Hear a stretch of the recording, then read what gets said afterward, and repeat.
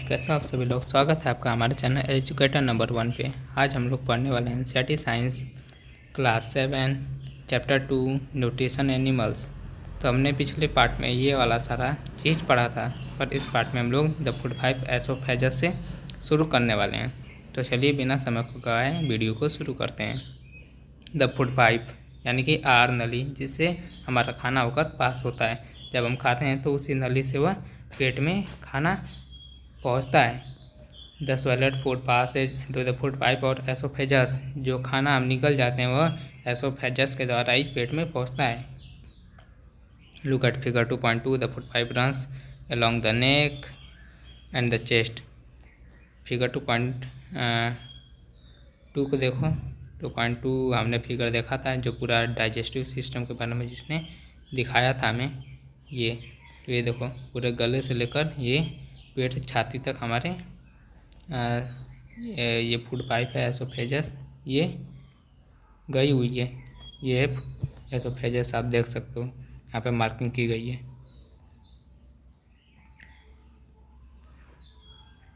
पहली wants to know how food moves in the opposite direction during vomiting.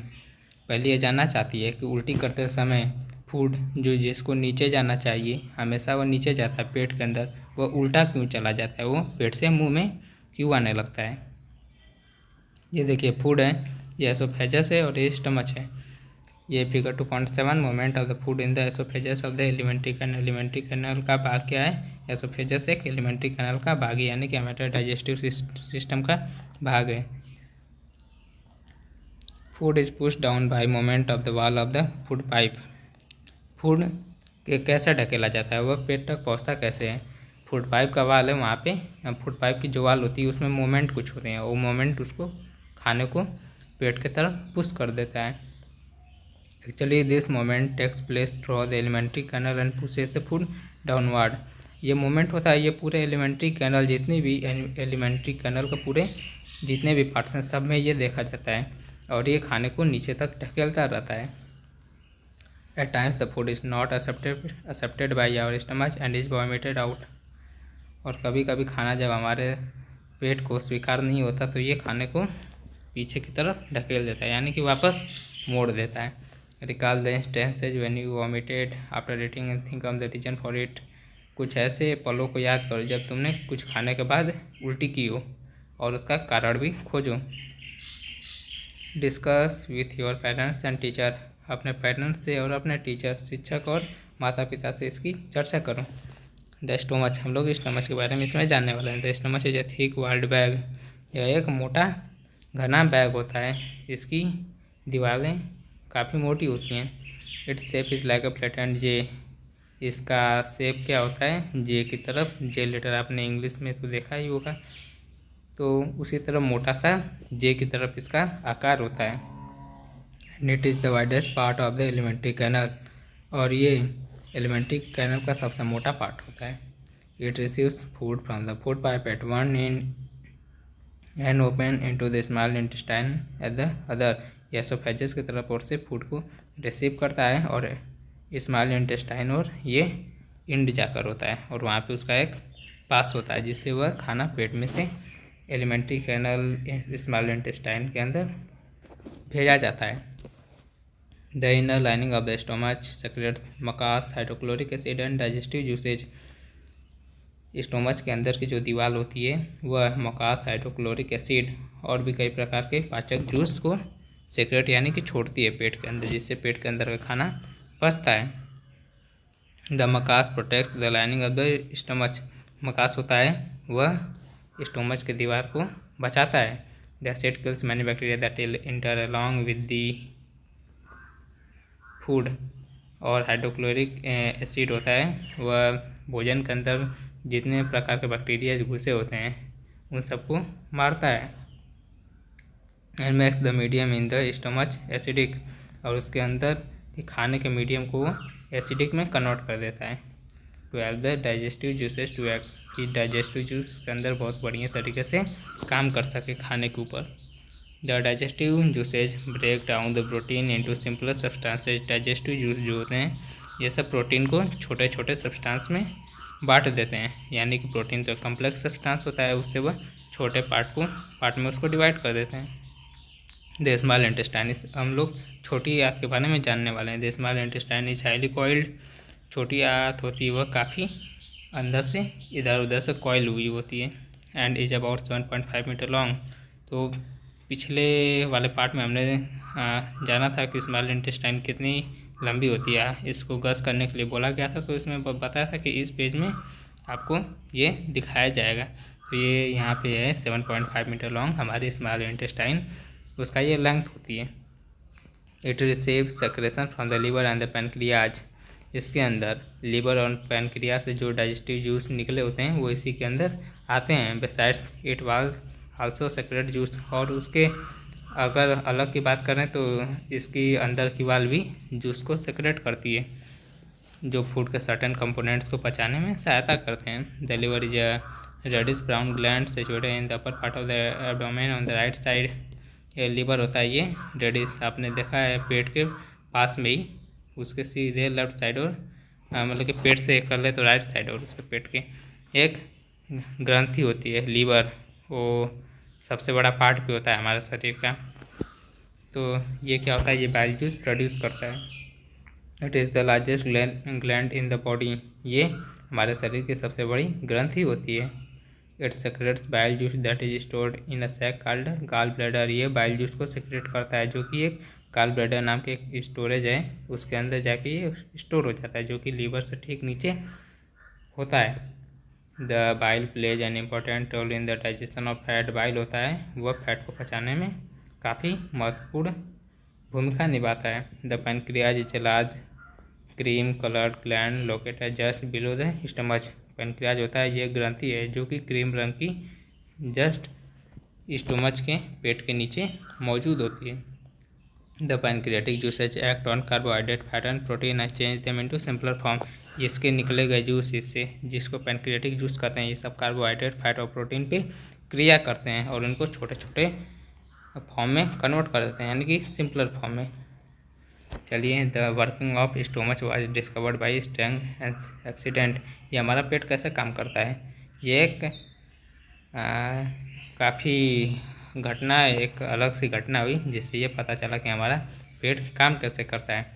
इन 1822 में a man named Alexis Saint Martin was badly hit by a shotgun, एक आदमी था उसका नाम था एलेक्सिस सेंट मार्टिन, और उसके पेट में शॉटगन की गोली लगी थी। The bullet had seriously damage the chest wall and made a hole in his stomach, bullet ने उसके छाती को काफ़ी गंभीर रूप से नुकसान किया था और उसके पेट के अंदर घुस गई थी। He was brought to an American army doctor William Beaumont, उसको अमेरिकन आर्मी के डॉक्टर थे विलियम वेमाउंट, उसके पास लेके जाया गया। The doctor save the patient but he could not close the hole properly and left it bandaged, उसने तो मरीज को तो बचा लिया डॉक्टर ने, पर वो छेद जो गोली के कारण हुआ था उसको वह बंद नहीं कर पाया और उसको उसी तरह पट्टी लगाकर छोड़ दिया। Beaumont took it as a great opportunity to see the inside of the stomach through the hole, Beaumont ने इसको बहुत बढ़िया अपने लिए अवसर समझा कि वह स्टमच के बारे में जान सके उस छेद से। मेड सम वंडरफुल ऑब्जर्वेशन, उसने कुछ ऑब्जर्वेशन दिए, ऑब्जर्वेशन की ऑब्जर्व किया जब उसने उस पर स्टडी की। तो Beaumont found the stomach was churning food, Beaumont ने देखा कि वह फूड है, फूड को पेट क्या करता है, चर्न करता है, अपने में फेंटता है। Its wall secrete fluid which could digest food, और इसकी दीवारें होती हैं वह एक फ्लूइड यानी कि एक लिक्विड टाइप का सब्सटेंस को सेक्रेट करती हैं, छोड़ती हैं, जो भोजन को पचाता है। He also observed that the end of the stomach opens into the intestine only after digestion of food inside the stomach is complete, उसने ये भी देखा कि इंटेस्टाइन और जो पेट का वो भाग होता है जो इंटेस्टाइन से जाकर मिला होता है, वहाँ पे एक वाल्व होता है जो कि बंद हो जाता है और खुल जाता है, और ये उसने ये देखा कि ये तभी खुलता है जब पेट के अंदर का खाना पूरा पच जाता है। चलिए, the partly digested food now reaches the lower part of the small intestine with the intestinal juices complete the digestion of all components of the food, पेट के अंदर ही फूड के सारे कंपोनेंट्स नहीं सिंपलर फॉर्म में कन्वर्ट हो पाते हैं, तो इसको ये मतलब कि आधा ही पचा रहता है। तो इसको स्मॉल इंटेस्टाइन में भेज दिया जाता है। The carbohydrate get broken into simple sugar such as glucose fat into fatty acid and glycerol and protein into amino acid. और स्मॉल इंटेस्टाइन के अंदर फूड का कंप्लीट ब्रेकडाउन होता है, जैसे कि कार्बोहाइड्रेट को शुगर और ग्लूकोज में कन्वर्ट कर दिया जाता है, फैट को फैटी एसिड और ग्लिसरॉल में, और प्रोटीन को अमीनो एसिड में। चलिए एब्जॉर्प्शन इन स्मॉल इंटेस्टाइन में एब्जॉर्प्शन कैसे होता है, यानी उसकी कंपोनेंट्स यानी कि फूड के कंपोनेंट को कैसे एब्जॉर्ब किया जाता है। The digested food can now pass into the blood vessel in the wall of the intestine. जो खाना उसके अंदर कंपोनेंट्स होते हैं उसको क्या किया जाता है, ब्लड वेसल के थ्रू स्मॉल इंटेस्टाइन से ब्लड वेसल्स में भेज दिया जाता है। द प्रोसेस कॉल्ड एब्जॉर्प्शन, इसको एब्जॉर्प्शन कहते हैं इस प्रोसेस को। The inner wall of the small intestine have thousands of finger like outgrowth. Small intestine के अंदर छोटे छोटे उंगली जैसे कुछ स्ट्रक्चर होते हैं हजारों की संख्या में। These are called villi, singular villus. इसको विली कहते हैं, विली एक विली को कहते हैं, मतलब कि एक फिंगर लाइक आउटग्रोथ को, मतलब कि एक फिंगर लाइक आउटग्रोथ को विलस कहते हैं, और काफ़ी होंगे तो उसको विली कहते हैं। Can you guess what the role of villi could be in the intestine? क्या तुम ये जान सकते हो विली की इस इंटेस्टाइन में भूमिका क्या होगी? The villi increase the surface area for absorption of the digested food. वह जो खाना पच गया होता है उसके अंदर के कंपोनेंट्स को ऑब्जर्व करने के लिए वह विली एरिया को बढ़ा देता है। Each villus as a network of thin villi को, एक अगर सिंगुलर फॉर्म में होगा तो उसको विलस कहेंगे, या काफ़ी विली होंगे तो उसको विली कहेंगे। Each villus as a network of thin small blood vessels close to its surface. एक विली के अंदर एक विलस होता है, उसके पास में एक छोटे से ब्लड वेसल्स का एक नेटवर्क होता है जो उसकी सरफेस के सतह के एकदम काफ़ी करीब होते हैं। The surface of the villi observe the digested food materials. Villi का सतह होता है वह डाइजेस्टेड फूड मटेरियल, पचाए गए भोजन के तत्वों को एब्जॉर्ब करता है। The absorbed substances are transported via the blood vessel to different organs of the body where they are used to build complex substances such as protein required by the body।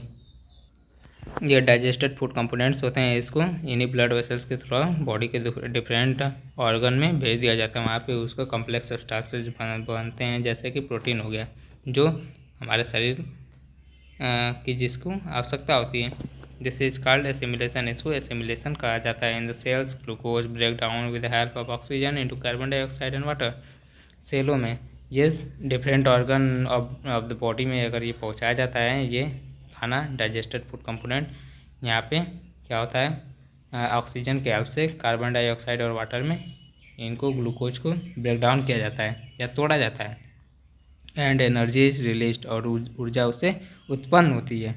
The food that remain undigested and unabsorbed, the food that remain undigested and unabsorbed enter into the large intestine. और जो खाना अभी पूरा पचा नहीं होता और पूरी तरीके से उसको ऑब्जर्व नहीं किया गया होता उसको बड़ी आंत में लार्ज इंटेस्टाइन में भेज दिया जाता है। Large intestine, the large intestine is wider and shorter than small intestine.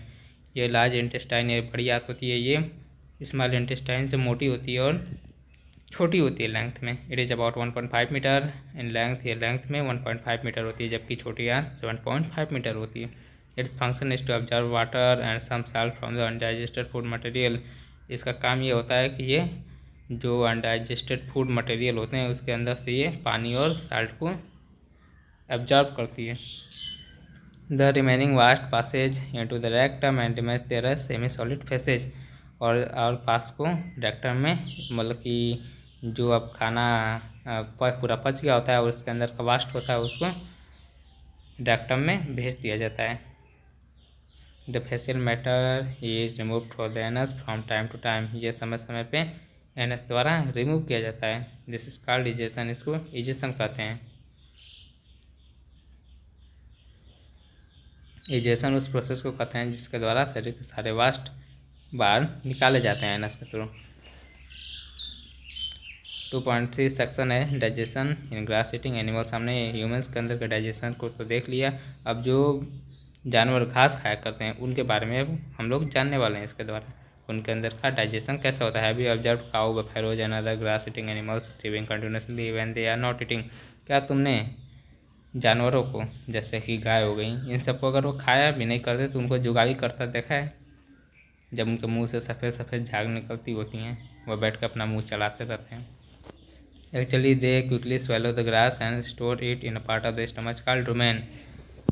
ये अगर सही तरीके से देखा जाए तो जब वो घास को खाते हैं तो उसके अंदर उनके स्टमच के अंदर, पेट के अंदर एक पार्ट होता है जिसको रुमेन कहते हैं, वहाँ पे वो इसको स्टोर कर देते हैं। या the food gets partially digested and is called curd. और वहाँ पे वो फूड जो होता है वो उसको हल्का सा ये भी पचा हुआ कहेंगे, क्योंकि वो अभी उसको कर्ड कहा जाता है, वह अभी पूरी तरीके से पचा नहीं होता। यहाँ पर डायरिया के बारे में एक पैराग्राफ है। Sometime you have experience the need to pass water stool frequently, the condition is known as diarrhoea. It may be caused by an infection, food poisoning और indigestion.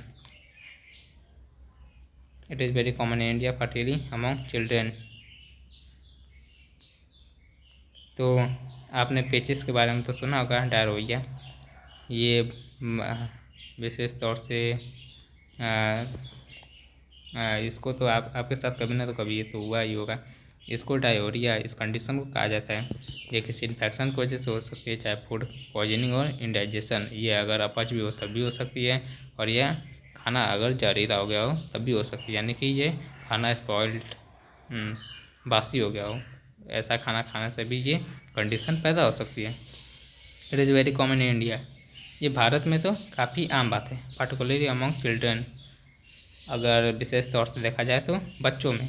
Under several condition it can be fatal, और कुछ गंभीर स्थिति में ये काफ़ी गंभीर तरीके की हो सकती है। This is because of the excessive loss of water and salt from the body. ये क्यों होता है? क्योंकि शरीर से इसके द्वारा ज़्यादा साल्ट और पानी लॉस हो गए होते हैं। Diarrhoea should not be neglected. इसको डायरिया को इनकार नहीं किया जा सकता। Even before a doctor is consulted the patient should be given plenty of boiled and cooled water with a pinch of salt and sugar dissolve in it. अगर किसी को डायरिया हो गया तो अगर डॉक्टर से परामर्श लेने से पहले उसको काफ़ी ज़्यादा भरपूर मात्रा में बॉइल्ड और कूल्ड वाटर को उसके अंदर साल्ट और शुगर डिसॉल्व करके देना चाहिए। This called oral rehydration solution. इसको ORS पैकेट ORS कहा जाता है, यानी कि गर्म ठंडे पानी में साल्ट और शुगर को डिजॉल्व करके उसको दिया जाना। पहली यह जानना चाहती है, Paheli wants to know why this animals can not chew food properly the time they take it in. हम लोग तो जब खाना खाते हैं तो उसको पूरी तरीके से हम लोग उसको च्यू कर लेते हैं, और ये जानना चाहते हैं कि ये एनिमल्स होते हैं, ये जब उसको खाते हैं भोजन को या घास खाया करते हैं तो ये तुरंत उसको च्यू क्यों नहीं कर पाते हैं, क्यों उसको अपने पेट के एक पार्ट में स्टोर कर देते हैं और बाद में उसको खाली समय में च्यू करते रहते हैं, उसकी जुगाली करते रहते हैं। ये बुजो ये जानना चाहता है, Boojho wants to know why we can not digest cellulose like the cattle do. ये जानना चाहता है कि घास के अंदर सेलुलोज होते हैं, जानवर तो घास खा लेते हैं पर ह्यूमन क्यों नहीं खा पाते। तो इसके अंदर होते हैं पेट के अंदर सर्टेन बैक्टीरिया जो कि जानवरों के पेट के अंदर मौजूद होते हैं और इंसानों के पेट के अंदर मौजूद नहीं होते हैं, जो कि घास को पचाने में सहायता करते हैं। तो इंसानों के अंदर नहीं होते तो इंसानों के अंदर घास नहीं पचती, तथा जानवरों के अंदर होती हैं तो जानवरों के अंदर की घास पच जाती है। चलिए, but later the cud return to the mouth in small lumps and the animal chew it. जब वो भोजन जब घास को नहीं खाया करता तो वह छोटे छोटे ठोक जैसे ये कर्ड उसके मुंह में आया करता है और ये जानवर उसको खाया करता है, उसको चबाया करता है। This process is called rumination and this animals are called ruminants. इस प्रोसेस को रूमिनेशन यानी कि जुगाली, और इन जानवरों को जुगाली करने वाले जानवर यानी कि रूमिनेट्स कहा जाता है। The grass is rich in cellulose a type of carbohydrate. Grass में मतलब कि घास में ज़्यादा से ज़्यादा सेलुलोज पाया जाता है, ये एक प्रकार का कार्बोहाइड्रेट होता है। Ruminants like cattle, deer etcetera, bacteria present in rumen help in digestion of cellulose. और जानवरों में जो उनके पेट के अंदर बैक्टीरिया मौजूद होते हैं उसको सेलुलोज पचाने में उसकी सहायता करते हैं। Many animals including humans can not digest cellulose. कई सारे जानवर उस इंसानों को लेकर डाइजेस्ट वे लोग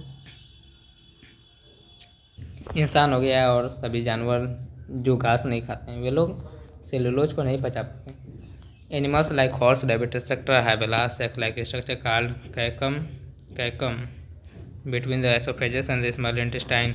ये हॉर्स रैबिट नाम में ये जानवर होते हैं, इनके अंदर एसोफेगस और छोटी आंत के बीच में एक झोले जैसा आकार होता है, स्ट्रक्चर होता है, आकृति, जिसको कैकम कहते हैं।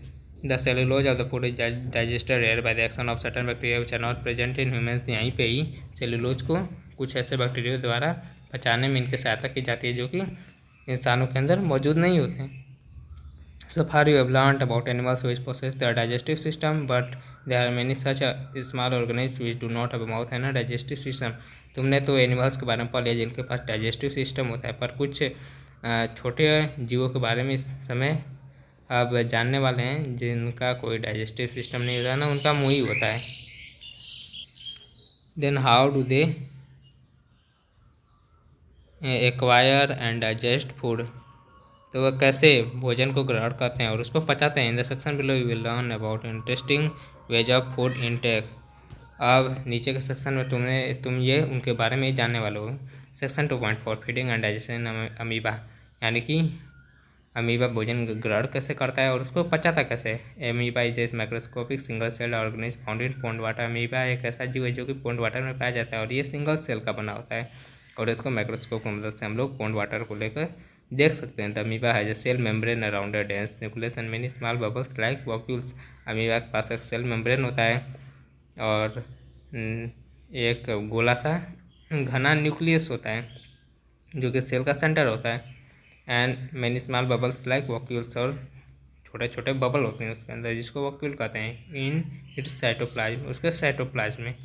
Amoeba constantly change its shape and position. Amoeba अपना शेप और पोजीशन को हमेशा बदलता रहता है, यानी कि आकार को और अपनी जगह को, स्थिति को। यानी कि इसके पास तो कोई हड्डी का ढांचा होता नहीं कि एक ही शेप में रहेगा, तो ये सिंगल सेल का बना होता है। तो ये किधर और भी इसका स्ट्रक्चर होता है। इट पुशेज आउट वन और more finger like projection called pseudopodia false feed for moment and capture of food. अगर किसी खाने को देखता है फूड पार्टिकल तो उसके ऊपर ये कुछ फाल्स फिंगर जैसे उंगली जैसे प्रोजेक्शन को अपने शरीर से बाहर निकालता है, जिसको पस्यूडोपोडिया कहते हैं। तो वह उसको फाल्स फीड भी कहते हैं क्योंकि उनका कोई स्ट्रक्चर नहीं होता, तो वह उससे खाने को पकड़ लेता है। Amoeba feeds on some microscopic organism when it senses food, it pushes out pseudopodia around food particle and engulfs it. Amoeba कुछ माइक्रोस्कोपिक ऑर्गेनिज्म यानी कि जो जीव माइक्रोस्कोप से देखे जा सकते हैं उनको फीड करता है। जब ये किसी खाने को सेंस करता है, भोजन को अपने सेंस की इसके अंदर कैपेबिलिटी होती है।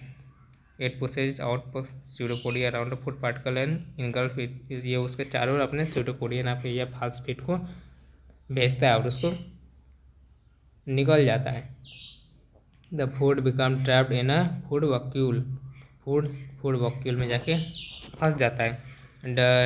Digestive juices are secreted into the food vacuole. Digestive juice होते हैं ये सब फूड वैक्यूल में जाके मतलब कि सेक्रेट कर दिया जाता है। They act on the food and break it down into simple substances.